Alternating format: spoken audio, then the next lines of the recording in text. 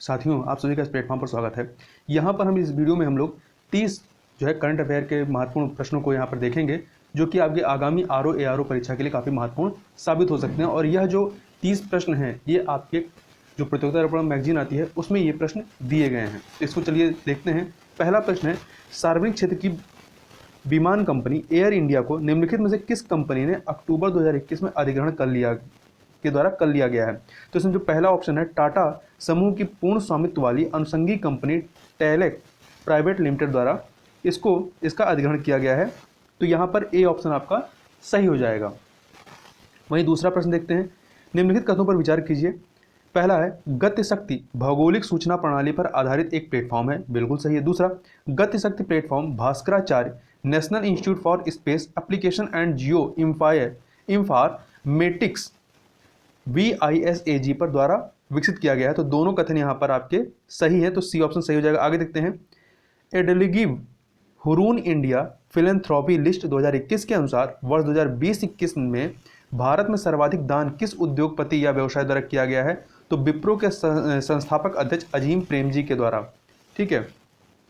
और दूसरे नंबर पे HCL के शिव नाडार हैं, तीसरे पे आपके मुकेश अंबानी हैं और फिर कुमार मंगलम बिरला हैं। आगे चलते हैं, 28 अक्टूबर 2021 को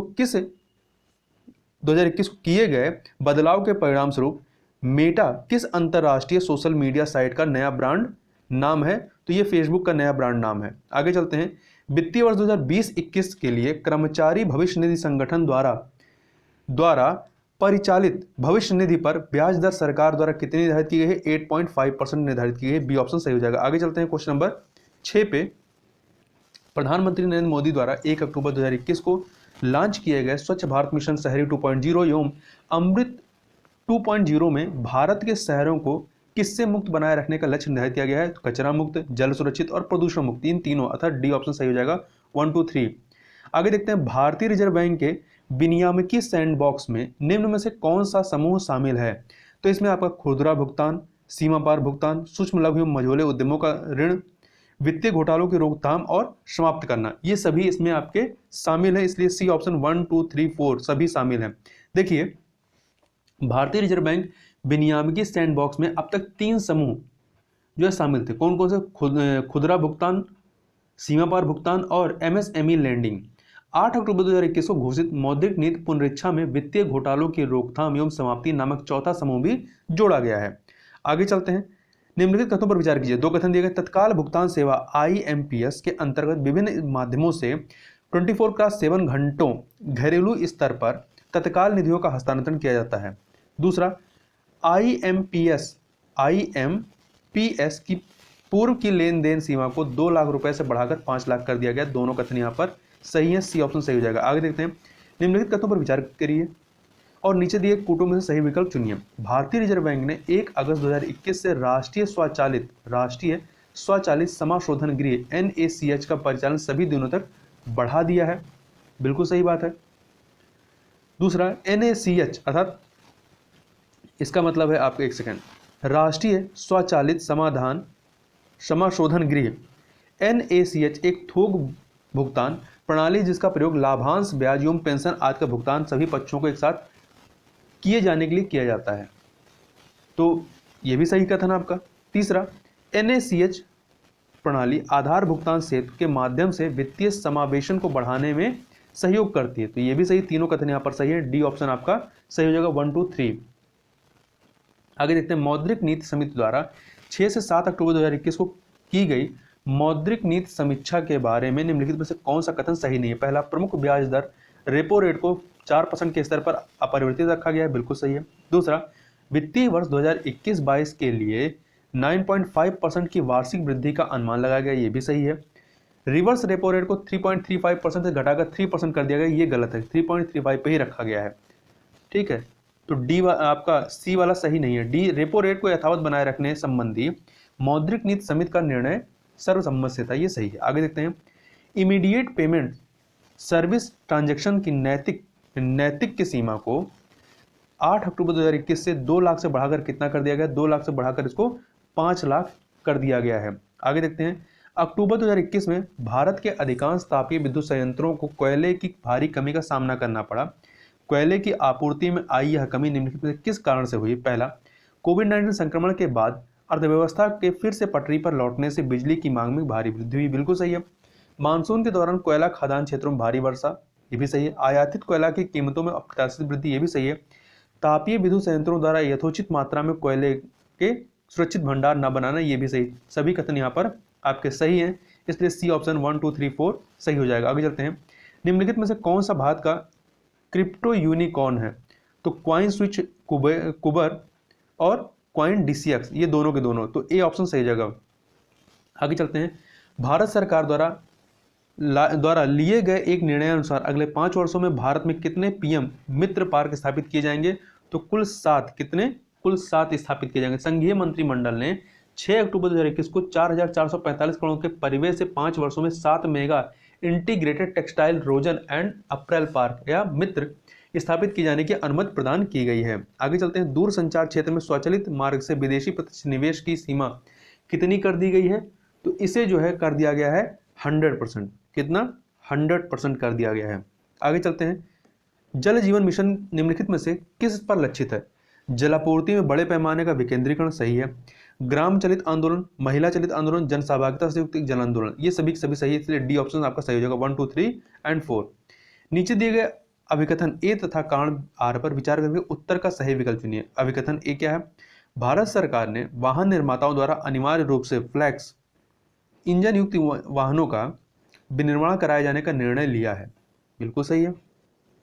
फ्लैक्स इंजनों को एक से अधिक इंजनों से चलाया जा सकता है जो जीवाश्म ईंधनों पर निर्भरता को कम करेगा। तो दोनों कथन सही हैं और व्याख्या भी कर रहे हैं, इसलिए आपका ए ऑप्शन सही हो जाएगा।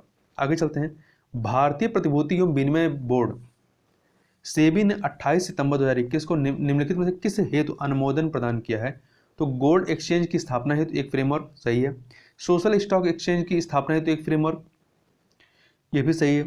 गोल्ड एक्सचेंज ट्रेडेड फंडों के लिए वर्तमान में लागू विनियामकी तंत्र की तर्ज पर सिल्वर एक्सचेंज ट्रेड फंडों का प्रारंभ करना, यह भी सही है। तीनों के तीनों सही है, तो आपका डी ऑप्शन सही हो जाएगा। आगे देखते हैं। निम्नलिखित कथनों पर विचार करके नीचे दिए गए कूटों में से सही विकल्प चुनिए। पहला, रक्षा मंत्रालय ने आयुध कारखाना बोर्ड को भंग कर दिया है। बिल्कुल सही है। आयुध कारखाना बोर्ड के अंतर्गत संचालित 41 आयुध कारखानों को 1 अक्टूबर 2021 को स्थापित 7 सार्वजनिक उपक्रमों के अंतर्गत ले आया गया है। तो दोनों कथन यहाँ पर सही है, सी ऑप्शन सही हो जाएगा। 11 अक्टूबर 2021 को संयुक्त राज्य अमेरिका के 3 अर्थशास्त्रियों डेविड कॉर्ड, जोशुआ एंग्रिस्ट एवं गुइडो इम्बेंस को निम्नलिखित में किस विषय पर शोध करने के लिए अर्थशास्त्र में नोबेल पुरस्कार सम्मानित किया गया है? न्यूनतम मजदूरी के श्रम बाजार प्रभाव, अप्रवास एवं शिक्षा, पारंपरिक विधियों से न निकाले जा सकने वाले निष्कर्षों के लिए वैज्ञानिक फ्रेमवर्क का सृजन। तो तीनों के तीनों यहां पर सही हैं। एक सेकेंड, तो यहां पर आपका डी ऑप्शन जो है वो सही हो जाएगा। आगे चलते हैं। यूनिटी स्मॉल फाइनेंस बैंक के बारे में निम्नलिखित में से कौन सा कथन सत्य है? पहला, रिजर्व बैंक द्वारा सेंट्रम और भारत पे को स्मॉल फाइनेंस बैंक की स्थापना हेतु लाइसेंस प्रदान किया गया है। प्रस्तावित bank unity small finance bank के रूप में कार्य करेगा। तीसरा, स्मॉल फाइनेंस बैंक की स्थापना हेतु नया लाइसेंस इन बैंकों की स्थापना के 6 वर्ष के अंतराल पर दिया है। तो आपका डी ऑप्शन जो है वो सही हो जाएगा। एक सेकंड, डी ऑप्शन 1, 2, 3। 12 अक्टूबर 2021 को केंद्र सरकार द्वारा पावर फाइनेंस कॉर्पोरेशन लिमिटेड को महारत्न कंपनी का दर्जा प्रदान कर दिया गया है। इस बारे में निम्नलिखित में से कौन सा कथन गलत है? पावर फाइनेंस कॉर्पोरेशन महारत्न कंपनी का दर्जा पाने वाला केंद्र सरकार का 11वां सार्वजनिक उपक्रम है, सही है। विद्युत क्षेत्र के लिए अनन्य रूप से समर्पित पावर फाइनेंस कंपनी देश की सबसे बड़ी अधोरचना वित्तीयन कंपनी, भी सही है। अब पावर फाइनेंस कंपनी किसी एक परियोजना में 5,000 करोड़ रुपए तक का निवेश अपने निवल वर्थ की 15% सीमांतर्गत कर सकती है, भी सही है। डी, पावर फाइनेंस कंपनी वित्त मंत्रालय के प्रशासनिक नियंत्रण में नहीं, ये ऊर्जा मंत्रालय के प्रशासनिक नियंत्रण में है। तो डी वाला ऑप्शन सही नहीं है। आगे चलते हैं। मौद्रिक नीति समिति ने भारत सरकार द्वारा नियुक्त सरकार द्वारा नामित सदस्यों का कार्यकाल कितना होता है? 4 वर्ष होता है। कितना होता है? 4 वर्ष होता है। 13 अक्टूबर 2021 को लॉन्च किए गए पीएम गति शक्ति राष्ट्रीय मास्टर प्लान का आकार कितना है?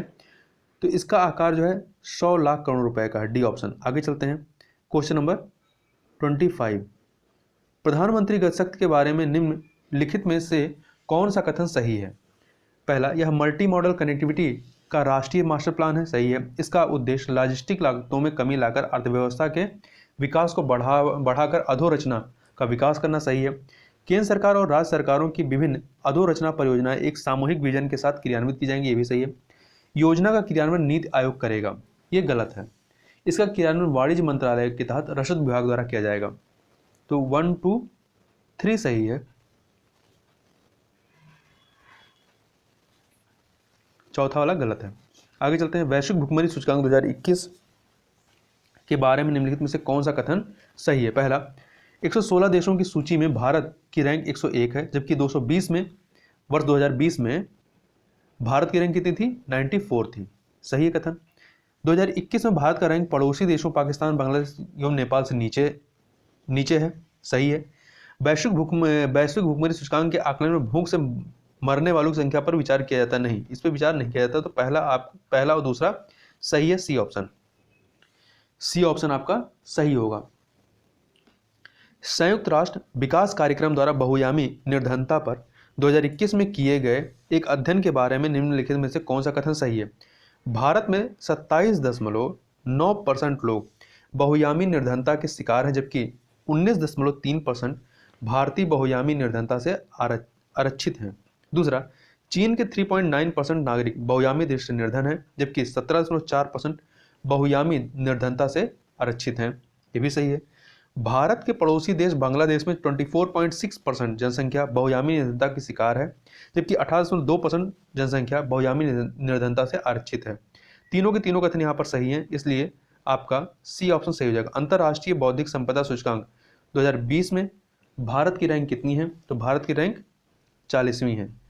वैश्विक नवाचार सूचकांक, वो बौद्धिक संपदा सूचकांक था, ये नवाचार सूचकांक है। वैश्विक नवाचार सूचकांक 2021 के बारे में निम्नलिखित में से कौन सा कथन सही नहीं है? पहला, इस सूचकांक में भारत 46वें स्थान पर है, बिल्कुल सही। इस सूचकांक में संयुक्त राज्य अमेरिका पहले स्थान पर नहीं, स्विट्जरलैंड पहले स्थान पर है, तो बी वाला आपका ऑप्शन सही नहीं है। सी, वैश्विक नवाचार सूचकांक की रचना 81 सूचकों के आधार पर 132 देशों के द्वारा के लिए की गई है, सही है। इस सूचकांक में शीर्ष 5 स्थानों पर स्विट्जरलैंड, स्वीडन, संयुक्त राज्य अमेरिका, यूके एवं दक्षिण कोरिया है, सही है। एक सूर्य एक विश्व एक ग्रिड OSOWOG परियोजना किसके द्वारा प्रारंभ की गई? अंतर्राष्ट्रीय सौर गठबंधन के द्वारा प्रारंभ की गई है, ए ऑप्शन आपका सही हो जाएगा। तो इस प्रकार से यहाँ पर हम लोग ने इस वीडियो में 30 महत्वपूर्ण प्रश्नों को देखा। तो इस वीडियो में बस इतना ही, मिलते हैं नेक्स्ट वीडियो में, तब तक के लिए बहुत बहुत धन्यवाद।